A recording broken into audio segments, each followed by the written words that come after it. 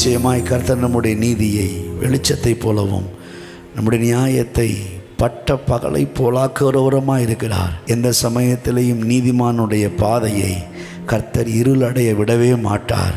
Bible சொல்லுகிறது, நீதிமானுடைய பாதை நடுப்பகல் வரைக்கும் அதிகமாய் பிரகாசிக்கும் சூரிய பிரகாசம் போல தான் இருக்குமே ஒழிய நீதிமானுடைய பாதை இருளாய் இருக்கவே முடியாது.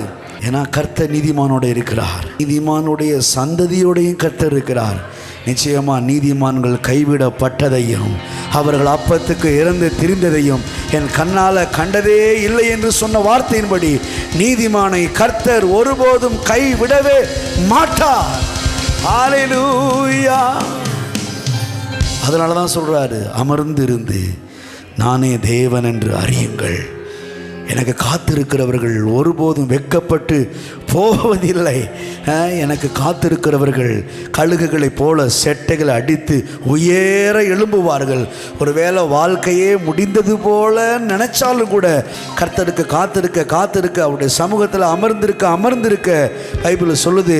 அப்படி கர்த்தருக்கு காத்திருக்கிற அந்த நீதிமான்கள் கழுகுகளைப் போல செட்டைகளை அடித்து மறுபடியும் உயர பறப்பார்கள்.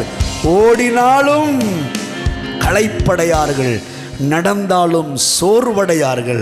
அவர்களுடைய பாதை ஓட ஓட ஓட ஓட அது நடுப்பகல் வரைக்கும் அதிகமாய் பிரகாசிக்கிற சூரிய பிரகாசத்திலும் அதிக பிரகாசமாயிருக்கும். ஏனென்று கேட்டால் எந்த மனுஷனையும் பிரகாசிக்க பண்ணுகிற மெய்யான ஒளியாகிய கிறிஸ்து இயேசு நீதிமானோடே கூட இருக்கிறார்.